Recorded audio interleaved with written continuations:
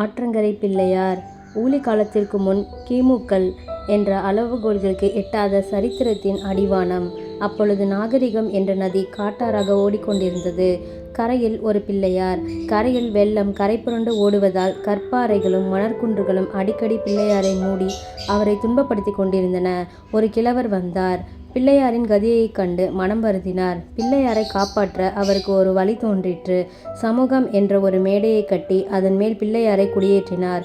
அவருக்கு நிழலுக்காகவும் அவரை பேய் பிடியாதிருக்கவும் சமய தர்மம் என்ற அரச மரத்தையும் ராஜதர்மம் என்ற வேப்ப மரத்தையும் நட்டு வைத்தார். வெள்ளத்தின் அமோகமான வண்டல்களினால் 2 மரங்களும் செழித்தோங்கி வளர்ந்தன. பிள்ளையாருக்கு இன்பம் என்பது என்னவென்று தெரிந்தது. தனக்கு உதவி செய்த பெரியாரின் ஞாபகார்த்தமாக மனிதன் என்ற பெயரை தனக்கு சூடிக்கொண்டார். 2 மரங்களும் ஒன்றை ஒன்று பின்னிக்கொண்டு மிகவும் செழிப்பாக நெருங்கி வளர்ந்து பிள்ளையாருக்கு சூரிய வெளிச்சமே பட முடியாமல் கவிந்து கொண்டன. மழைக்காலத்தில் எப்பொழுதும் மரங்களிலிருந்து ஈரம் சொட்டிக்கொண்டே இருந்ததினால் பிள்ளையாருக்கு நடுக்குவாதம் ஏற்பட்டுவிடும் போலிருந்தது. மேலும் கிளைகளில் பட்சிகள் கூடு கட்டி கொண்டு பிள்ளையாரின் மேல் எல்லாம் அசுத்தப்படுத்தின. பிள்ளையாரை பார்க்க வெகு பயங்கரமாக இருந்தது. அப்போது 2 கிழவர்கள் வந்தனர். கோர உருவத்துடன் விளங்கும் பிள்ளையாரை கண்டதும் இருவரும் ஆற்றுக்கு ஓடி ஜலம் எடுத்து வந்து முதலில் அவரை குளிப்பாட்டினார்கள். ஒரு கிழவருக்கு ஒரு யோசனை தோன்ற கையில் மண்வெட்டியுடன் வெகு வேகமாக ஒரு பக்கமாக சென்று மறைந்தார். மேலிருந்த அசுத்தங்கள் போனதினால் உண்டான ஒரு சந்தோஷத்தினால் பிள்ளையார் எதிரில் இருந்த கிழவருடன் பேசலானார்.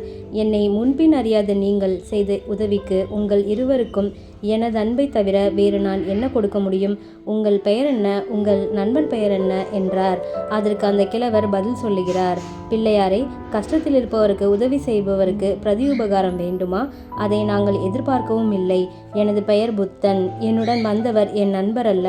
அவரை வழியில்தான் சந்தித்தேன். அவர் பெயர் ஜீனன் என்றார். கிழவருக்கு பளிச்சென்று ஒரு யோசனை உதித்தது. ஒரே பாய்ச்சலில் மரத்தின் மேல் ஏறி பட்சிகள் கூடு கட்டுவதற்கு வசதியாயிருந்த கிளைகளையெல்லாம் வெட்ட ஆரம்பித்தார். இத்தனை நாட்களாக இருளிலும் நிழலிலும் இருந்து வந்த பிள்ளையாருக்கு திடீரென்று பட்ட சூரிய கிரகணங்களை தாங்க முடியவில்லை. மேலெல்லாம் சுட்டு கொப்புளிக்க ஆரம்பித்தது.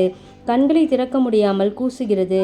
நல்ல வேலை செய்கிறீர், போதும் உமது உதவி என்று கோபித்து, இந்த கிளைகளினால்தான் உமக்கு என்று கிழவர் பதில் சொல்லும் முன் தனது தும்பிக்கையால் அவரை தூக்கி வீசினார். கிழவர் மேடைக்கு வடகிழக்கில் வெகு தூரத்தில் போய் விழுந்தார். சற்று நேரத்தில் மண்வெட்டியுடன் சென்ற கிழவர் பிள்ளையாரை அணுகி, நான் புதிதாக மேடை ஒன்று கட்டியிருக்கிறேன், அதில் எந்த கஷ்டமும் இல்லை என்று சொல்லி அவரை தூக்கி கொண்டு போய் தான் தயாரித்த இடத்தில் உட்கார வைத்து, இதோ பாரும், இதில் மரங்களே இல்லை, உமக்கு அங்கிருந்த கஷ்டம் என்று சொல்லி முடிக்கும் முன் அவ்விடத்தில் இருந்த உஷ்ணத்தை தாங்க முடியாத பிள்ளையார் கண்ணை மூடிக்கொண்டு ஒரே ஓட்டமாக தனது பழைய மேடையில் வந்து உட்கார்ந்து கொண்டு, உங்கள் இருவருக்கும் உதவி செய்வது என்றால் பிறரை துன்பப்படுத்துவது என்ற நினைப்பா? சற்று முன்புதான் உமது நண்பன் உம்முடன் வந்தவன் எனது அருமையான மரங்களை வெட்டி உடம்பெல்லாம் கொதிக்கும்படி செய்து விட்டான். கண்ணை மூடிக்கொண்டு சிவனே என்றிருந்த என்னை நீர் வெகு புத்திசாலித்தனமாக கட்டிவிட்ட உமது மொட்டை மேடையில் போட்டு பொசுக்கிவிட்டீரே, போதும் உமது உதவி, நீர் சும்மா இருந்தால் போதும் என்று சொல்லிவிட்டு கோபத்துடன் கண்களை மூடிக்கொண்டிருந்தார். பிள்ளையாரின் மனநிலையை கண்ட கிழவர் பெரிதும் ஏமாற்றமடைந்து தானே அந்த மேடையில் உட்கார்ந்து தனது உயிரை விட்டார். வெட்டிவிட்டதனால் கிளைகள் முன்னைவிட பன்மடங்கு அதிகமாக வளர்ந்தன. தாழ்ந்தும் கவிந்தும் வளர்ந்த அரச மரத்தின் 2 கிளைகளுக்கிடையில் பிள்ளையாரின் தலை அகப்பட்டு கொண்டது. வேப்ப மரத்தின் வேர் ஒன்று பிள்ளையாரின் வயிற்றை சுற்றி வளர்ந்தது. பிள்ளையாரின் கால்களை அரச மரத்தின் 2 வேர்கள் இறுக்கி பின்னிக் கொண்டன. பிள்ளையார் 2 மரங்களுக்குள் சிறைப்பட்டார். காற்றடிக்கும் பொழுதெல்லாம் பிள்ளையாருக்கு தலை போய்விடும் போல் இருந்தது. வயிற்றை சுற்றிய வேரோ அதன் வேதனை சகிக்க முடியவில்லை. கால்களும் சிறைப்பட்டதனால் ஓடவோ முடியாது. பிள்ளையாருக்கு நரகம் எப்படி இருக்கும் என்று சற்று தெரிந்தது. பல காலம் சென்றது. வடமேற்கு கணவாய்களில் பெய்த அமோகமான மழையினால் நதியில் வெள்ளம் கரைபுரண்டு ஓடியது. கணவாயில் ஒரு சிறு ரோஜா தோட்டம் போட்டு வசித்து வந்த கைலி கட்டிய ஒரு தாடி கிழவனையும் குடிசை தோட்டத்துடன் அடித்து கொண்டு வந்தது. வெள்ளத்தின் வேகத்தினால் அரச மரம் சாய்ந்தது. வேப்ப மரம் அடியோடு விழுந்து வேர் மாத்திரம் பிடித்தெழுந்ததனால் தண்ணீரில் மிதந்து ஆடிக்கொண்டிருந்தது. பிள்ளையாருக்கு ஓடவும் முடியவில்லை. ஓடவும் பயம். பிள்ளையாரின் துன்பத்திற்கு ஒரு எல்லை இல்லை, நீக்க ஒரு வழியும் இல்லை. வெள்ளத்தில் உருண்டு வந்த தாடிக்கிழவன் வேப்ப மரத்தின் கிளைகளை எட்டி பிடித்து மேடையில் தொத்திக் கொண்டான். வெள்ளம் வற்றியது. தாடிக்கிழவன் வேப்ப மரத்தின் நிழலுக்கு ஆசைப்பட்டு அதை தூக்கி நிறுத்தினான்.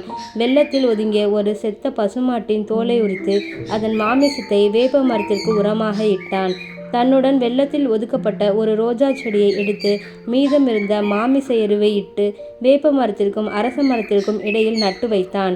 மாட்டின் தோலை வைத்து வேப்ப மரத்தடியில் ஒரு குடிசை கட்டிக்கொண்டு தன் இடையில் சொருகியிருந்த உடைவாளை வேப்ப மரத்தில் மாட்டிவிட்டு சந்தோஷமாக இருக்க ஆரம்பித்தான். ரோஜா செடி உரத்தில் மகிமையால் நன்றாக செழித்து வளர்ந்தது. நல்ல வாசனையுள்ள புஷ்பங்களுடன் நீண்ட முட்களும் நிறைந்திருந்தன. பிள்ளையாரின் கஷ்டத்தை கவனிக்க யாருமில்லை. அப்பொழுது மூவர் ஒருவர் பின் ஒருவராய் வந்தனர். அவர்களுக்கு சங்கரன், ராமானுஜன், மத்வன் என்று பெயர். முதலில் வந்தவர் பிள்ளையார் தலையை விடுவிக்க முயன்றார். வெகு கஷ்டப்பட்டு சிறிது விலக்க முடிந்தது. வயிற்றை சுற்றிய வேரை சிறிதும் அசைக்க முடியாது என்று கண்டு தலையை விடுவித்த சந்தோஷத்தில் போய்விட்டார்.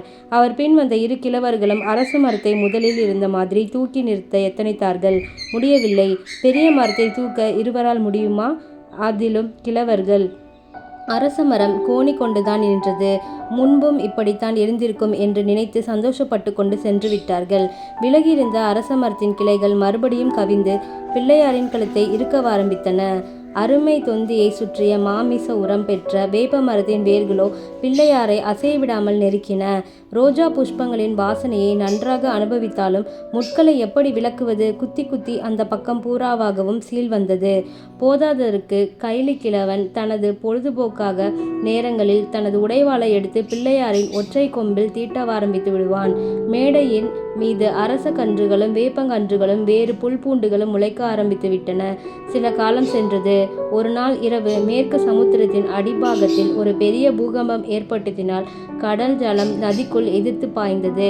பிள்ளையார் இருந்த மேடையின் பக்கம் புயற்காற்றும் மழையும் சண்டமாருதமாக அடித்ததினால் ஆறும் பெருக்கெடுத்து கடல் ஜலத்தை எதிர்த்தது.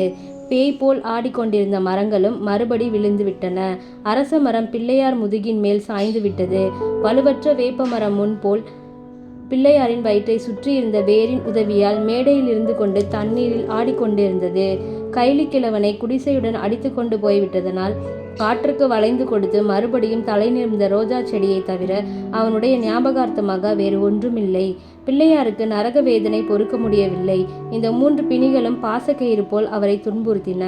சமுத்திரத்தின் நடுவில் ஒரு சிறு படகில் சென்று கொண்டிருந்த ஒருவனை கடல் நீர் படகுடன் ஆற்றுக்குள் அடித்து கொண்டு வந்ததினால் அந்த படகும் இந்த பிள்ளையாரின் மேடையை அணுகிற்று. படகினுள் இருந்தவன் பிள்ளையாரின் காலை பிடித்து கொண்டு மேடையில் தொத்தி கொண்டான். பிறகு படகையும் மேடையில் இழுத்து போட்டு கொண்டான். வந்தவனுடைய உடம்பு மிகுந்த வெண்மையாகவும் தலைமையில் உருக்கி வார்த்த தங்க கம்பிகள் மாதிரி பொன்னிறமாக பிரகாசித்தது. அவனது நீண்ட தாடி பொன்னிறமான ஆபரணம் போல் அவன் மார்பை அலங்கரித்தது. அவன் நீண்ட அங்கியும் கணுக்கால் வரை வரும் தோல் பாதரட்சையும் அணிந்திருந்தான். அவனது வலது கையில் கருப்பு தோல் அட்டை போட்ட ஒரு பெரிய புத்தகமும் ஒரு நீண்ட சிலுவையும் இருந்தன. இவனுக்கு வேப்ப மரத்தின் மகிமை நன்றாக தெரியுமாகையால் உடனே அதை தூக்கி நிறுத்தி அதன் அடியில் தனது படகை கவிழ்த்து போட்டு அதன் அடியில் படுத்து உறங்கினான். அவன் தனக்கு உணவுக்காக வைத்திருந்த ரொட்டி துண்டுகளை பிள்ளையார் முன் வைத்துவிட்டு உறங்கியதனால் பசியின் கொடுமை மிகுந்த அவர் அவைகளை எடுத்து காலி செய்ய ஆரம்பித்தார். கொழுக்கட்டை தின்று பழகிய பிள்ளையாருக்கு இது தேவாமிர்தமாக இருந்தது. பசி நீங்கிய பிள்ளையார் வலியின் கொடுமையை தாங்க முடியாமல் அப்படியே உறங்கிவிட்டார். மறுநாள் விடிந்தது. பிள்ளையார் இருந்த மேடை பக்கம் அதிக உஷ்ணமான பூமியாகையால் புதிதாக வந்தவன் தனது நீண்ட அங்கியில் தனது புத்தகத்தையும் சிலுவையையும் கட்டி வேப்ப மரத்தின் கிளைகளில் தொங்க விட்டுவிட்டு ஒரு சிறிய சல்லடத்தை மாத்திரம் அணிந்து கொண்டு கவிழ்ந்து கிடந்த படகின் மேல் உட்கார்ந்து வேப்பங்காற்றை அனுபவித்து கொண்டிருந்தான். பொழுதுபோக்குக்காக கையில் இருந்த உடைவாளை சுழற்றி விளையாடி கொண்டிருந்தான். அப்பொழுது பல கிழவர்கள் வந்தார்கள். மேடையையும் பிள்ளையாரையும் அரச மரத்தையும் கண்டவுடன் பீதியடித்து போய்விட்டார்கள். சிலர் அரச மரத்தை தூக்கி நிறுத்த முயன்றார்கள். சிலர் பிள்ளையாரின் கழுத்தை விடுவிக்க முயன்றார்கள். சிலர் மேடையை சீர்படுத்தினார்கள். ஒவ்வொருவர் செய்வதும் மற்றவர்களுக்கு தடையாக இருந்தது. பிள்ளையாரின் வயிற்றை சுற்றிய வேப்ப மர வேரை அறுக்க போனால் புதிதாக வந்தவன் வாளை ஓங்குகிறான். அரச மரத்தின் கிளைகளை வெட்ட போனால் பிள்ளையாரின் உதவியால் மரம் நிற்கிறது. அதை வெட்டிவிட்டால் மரமே விழுந்துவிடும்.